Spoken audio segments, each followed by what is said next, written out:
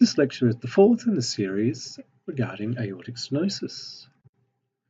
With this lecture here, we'll understand how the continuity equation is applied to the assessment for stenotic lesions. We'll learn about the limitations that must be considered when working with the continuity equation. And then we'll cover principles for planimetry, a method for working out valve areas. The continuity principle is our grounding rule that we use in our evaluation. What goes in must come out between two areas of the heart, assuming that there is a closed circuit. Therefore, the flow in the LVOT must be equal to flow through the aortic valve in the absence of a membranous ventricular septal defect. As we can see here, stroke volume through the LVOT equals stroke volume through the aortic valve. Consider if there was a perimembranous ventricular septal defect. A cross-sectional area of the aortic valve calculation would be distorted. The stroke volume through the LVOT would be greater than that of the aortic valve. The aortic valve area would be larger than expected, leading to an underestimation of valve severity. Mathematically, the principle is demonstrated as below. We know stroke volume is equal to the cross-sectional area times velocity time integral, and we know that cross-section area can be further broken down into 0.785 times the diameter squared. So, having our assumption that the stroke volume through the LVOT equals the stroke volume through the aortic valve, the calculation gets expanded. The cross-sectional area of the aortic valve is what we want to do, calculate, so this gets moved onto the other side of the equation, and then we have our formula here. The maximum velocities of the LVOT and aortic valve may be used and substituted instead of the velocity time integral, but the VTI is definitely the preferred method. The diameter halved is the radius of the LVOT. To minimize the effect of the assumption that the LVOT size is uniform, it is important that when evaluating the aortic valve that its measurement is made mid-systole during flow. The VTI is obtained by placing pulse wave in the LVOT at the valve level and then moving the sample volume back towards the apex to minimize the effect of flow acceleration and remove valve clicks or leaflet motion. Using the machine measurement tool, we draw around the flow, thus capturing the entire range of velocities over a period of time. The velocity time integral of the aortic valve is obtained by placing continuous wave through the valve and obtaining alignment most parallel with the flow. This means investigation from multiple windows, such as apical, suprasternal, supraclavicular, and right parasternal.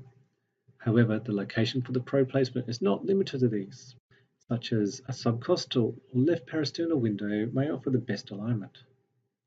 Finally, a good sonographer will always use the CW probe for their investigation.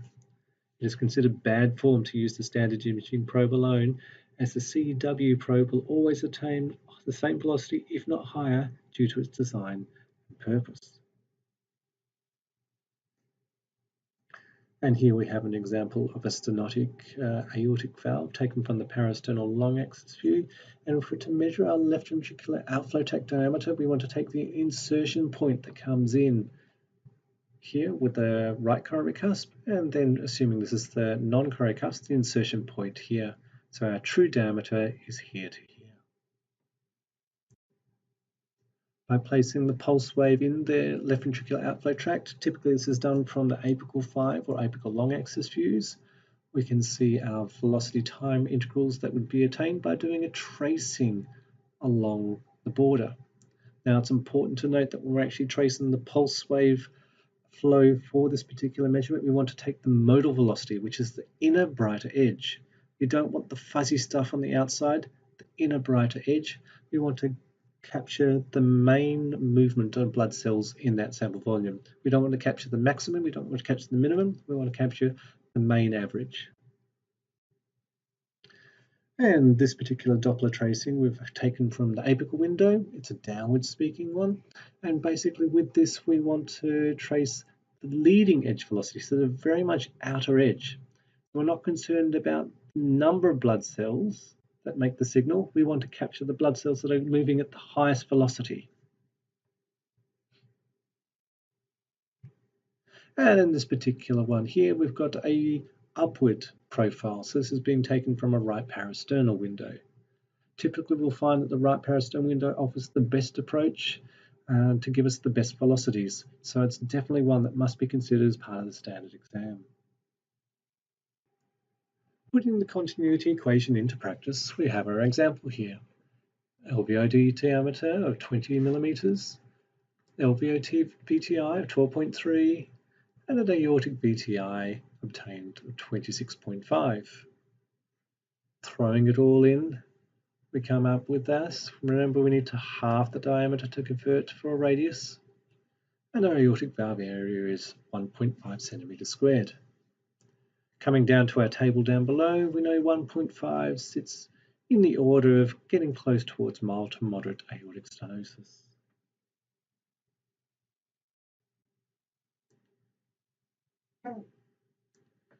The stroke volume calculations used in the principle for conservation of mass are based on a simple hydraulic formula that assumes uniform flow is moving through a fixed cylindrical tube.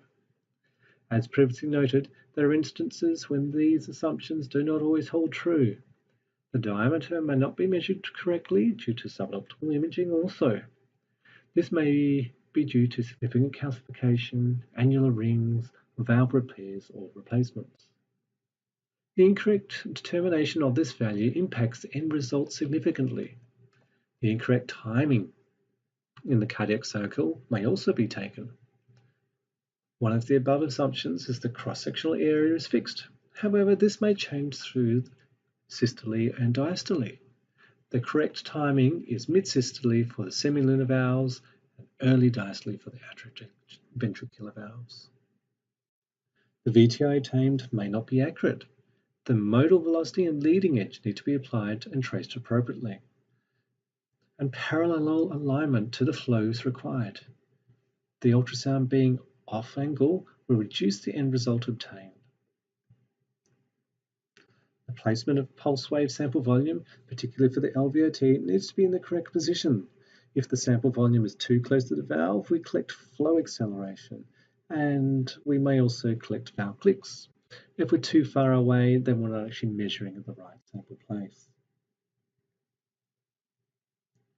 Beat-to-beat variability needs to be minimized with averaging and appropriate tracings chosen.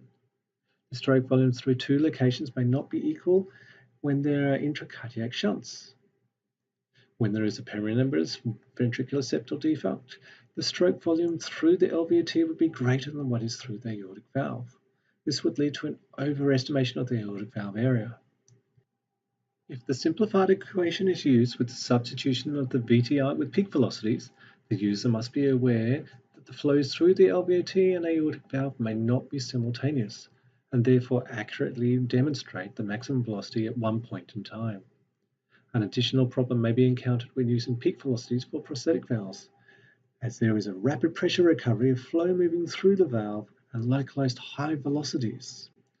In doing so, this method may underestimate the actual valve area. Finally, we must consider that when there is poor cardiac output, that flow may not sufficiently open up the valve.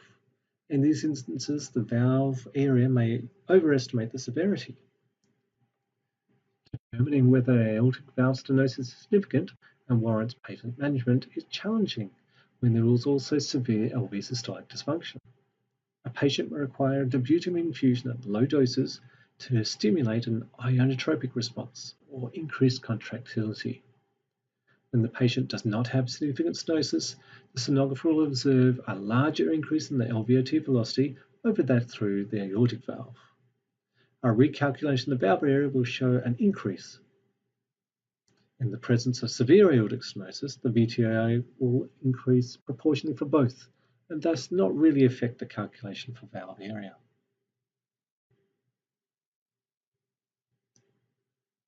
Pluminometry is an easy method that correlates well with invasively obtained areas when performed appropriately. It is important to note that this method is flow dependent in that the leaflets open less in the presence of significant LV systolic dysfunction and may not be a true reflection of the valve stenosis severity. Transesophageal echo is a superior modality due to its greater spatial resolution and fewer obstructions to attenuate the ultrasound beams, and can make it a little bit easier to do our telemetry measurements. Colour flow Doppler may also be used to assist in determining the valve area. It is important to note that colour pixels are larger than that of 2D image ones, so colour overlay should not be used to actually perform the trace itself. There is also significant difficulty in ensuring that the sonographer is actually at the leaflet tips and on face with the valve. Often a degree of tilt and or rotation are applied, and we obliquely cut the valve. Dense calcification reduces accuracy as they may be artifactual representations, but also blooming associated bright areas on the screen from strong interface. The valve must also be measured when the valve is opening at its larger size, and this may be difficult to determine which frame that exactly is. And here we have an example of telemetry. So on the left here we can see we've traced around on the inside of the commissure lines to work out our valve area. But the example on the right, it'd be very difficult to know where our tracing actually needs to go. So in this instance, you'd find it actually difficult. You'd also be concerned that the annulus does look a little bit off kilter, so you'd think that the sonographer isn't typically on face with this particular valve. So in summary, the continuity equation is widely used for the assessment of stenotic valves due to its high reproducibility and both intra and inter-operative results. Learning the equation and with the application of a little algebra, a sonographer can manipulate the equation appropriately. The reference reagents for valvular issues are provided for the valves, and an area is often preferred to a peak or mean pressure gradient, as these are dependent on the LV driving them, such as poor ejection fractions lead to lower than expected gradients. Telemetry is a well-validated process that obtains results that correlate well with catheter work. However, care needs to be given by the sonographer to ensure the measuring is on face, on the correct frame, and actually at the leaflet tips.